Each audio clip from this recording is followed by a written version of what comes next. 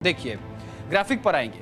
Karhal seat से भाजपा ने अनुजेश यादव को तो समाजवादी पार्टी से तेज प्रताप यादव को मैदान में उतारा है। देखिए यह हम आपको दिखा रहे हैं, भाजपा ने किसको उतारा है और समाजवादी पार्टी। देखिए करहल से अनुजेश यादव को और तेज प्रताप यादव को समाजवादी पार्टी ने, भाजपा ने कटहरी से धर्मराज निषाद को तो समाजवादी पार्टी ने शोभावती वर्मा को मैदान में उतारा है।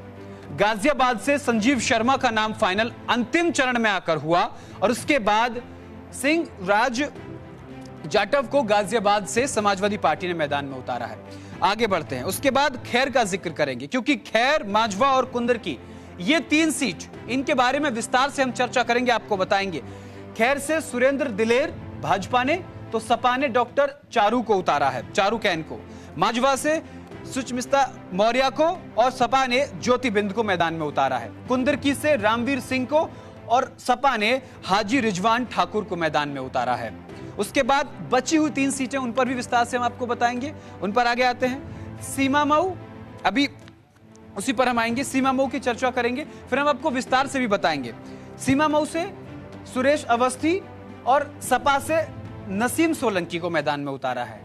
मीरपुर से मिथिलेश पाल भाजपा ने और सपा ने सुंबुल राणा को मैदान में उतारा है। और फूलपुर से दीपक पटेल और मुजतबा सिद्दीकी, ये सपा ने मैदान में उतारे हैं। अब हम आपको बताते हैं कि आखिर जो टक्कर है वो किस किस के बीच है और कहां कहां है। देखिए चलिए अब आपको हम बताएंगे सीधी टक्कर कौन सी 5 सीटों पर है, ग्राफिक के जरिए हम आपको बताएंगे। देखिए सबसे पहले आता है करहल। करहल का हम जिक्र करें तो करहल में तेज प्रताप यादव समाजवादी पार्टी से और बीजेपी से अनुजेश यादव को मैदान में उतारा है। आखिर इसके पीछे की वजह यह है कि 2024 में कन्नौज लोकसभा सीट से चुनावी मैदान में उतरकर अखिलेश यादव ने जीत दर्ज की। इसके बाद यह सीट खाली हुई। समाजवादी पार्टी ने यहां से अखिलेश के भतीजे तेज प्रताप यादव को चुनावी मैदान में उतारा है। अखिलेश यादव के भतीजे हैं। आपको बता दें कि अखिलेश यादव पहली बार विधायक करहल से ही बने थे, क्योंकि जब 2012 में वो विधायक चुने गए थे तब वो विधान परिषद के जरिए बने थे। आगे बढ़ते हैं, दूसरी सीट का जिक्र करें तो दूसरी सीट है फूलपुर से। देखिए फूलपुर सीट पे समाजवादी पार्टी ने मुस्तफा सिद्दीकी को, ये हम वो 5 हॉट सीट आपको बता रहे हैं जो 2027 के सेमीफाइनल में अपना बड़ा महत्व दर्ज करेंगे। बीजेपी ने दीपक पटेल को उतारा है। 2022 के दौरान प्रयागराज की फूलपुर विधानसभा सीट से भाजपा उम्मीदवार प्रवीण पटेल ने जीत दर्ज की थी। भारतीय जनता पार्टी ने प्रवीण पटेल को फूलपुर लोकसभा सीट से लोकसभा चुनाव 2024 में उम्मीदवार बनाया, वो जीतने में कामयाब रहे। उसके बाद ये सीट खाली हुई, यानी कि इस सीट पर भी बीजेपी का दबदबा है। ऐसे में समाजवादी पार्टी के सामने बड़ी चुनौती है फूलपुर जीतने की। चलिए आगे बढ़ते हैं, उसके बाद हम जिक्र करेंगे कटहरी का। देखिए कटहरी में समाजवादी पार्टी ने शोभावती वर्मा को मैदान में उतारा है तो बीजेपी ने धर्मराज निषाद को मैदान में उतारा है।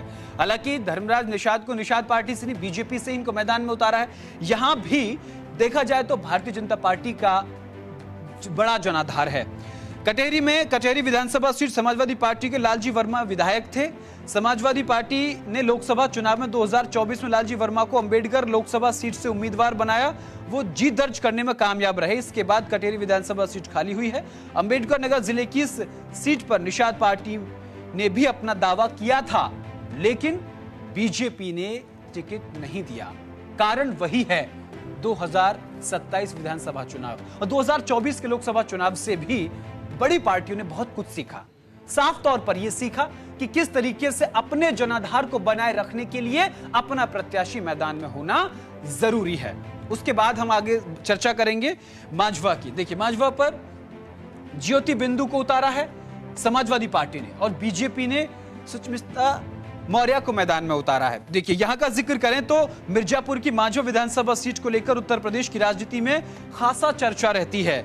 यह सीट उत्तर प्रदेश चुनाव 2022 के दौरान एनडीए गठबंधन के तहत निषाद पार्टी के पाले में गई थी। निषाद पार्टी के टिकट पर उम्मीदवार मनोज कुमार बिंद ने यहां से जीत दर्ज की थी। मनोज कुमार बिंद को भारतीय जनता पार्टी ने भदोही लोकसभा से उम्मीदवार बनाया और वो चुनाव जीतने में कामयाब रहे। अखिलेश यादव ने पीडीए के तहत माजवा से ज्योति बिंद को मैदान में उतारा है। पीडीए का वो नारा देते हैं, पिछड़ा दलित को लेकर वो हमेशा नारा देते हैं और उसी के तहत ज्योति बिंद को मैदान में उतारा है। उसके बाद हम चर्चा करेंगे कुंदरकी सीट की। ये 5 सीट जो हॉट सीट है, कुंदरकी में समाजवादी पार्टी ने हाजी रिजवान को मैदान में उतारा है और बीजेपी ने रामवीर सिंह ठाकुर को मैदान में उतारा। इसका इतिहास मैं आपको थोड़ा सा बता देता हूं।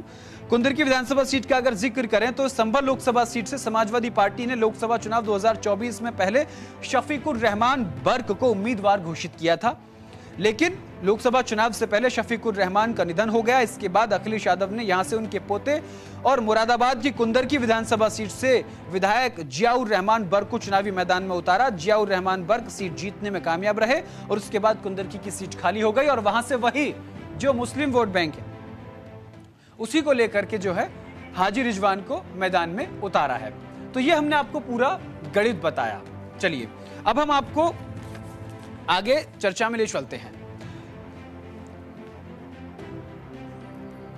उत्तर प्रदेश की 9 विधानसभा सीटों पर उपचुनाव हो रहे हैं, जिसमें मुख्य मुकाबला बीजेपी और समाजवादी पार्टी के बीच है। सूबे की 9 सीटों में से 8 सीटों पर बीजेपी खुद चुनाव लड़ रही है और 1 सीट मीरापुर अपने सहयोगी आरएलडी के लिए छोड़ दी है।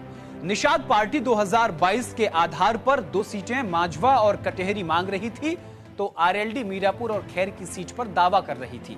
बीजेपी ने आरएलडी को मीरापुर सीट तो दे दी, लेकिन निषाद पार्टी को एक भी सीट नहीं दी। मांझवा सीट भी नहीं मिली, जहां पर निषाद पार्टी के विधायक था। उपचुनाव को लेकर उत्तर प्रदेश के डेप्यूटी सीएम ब्रजेश पाठक ने क्या कुछ कहा है,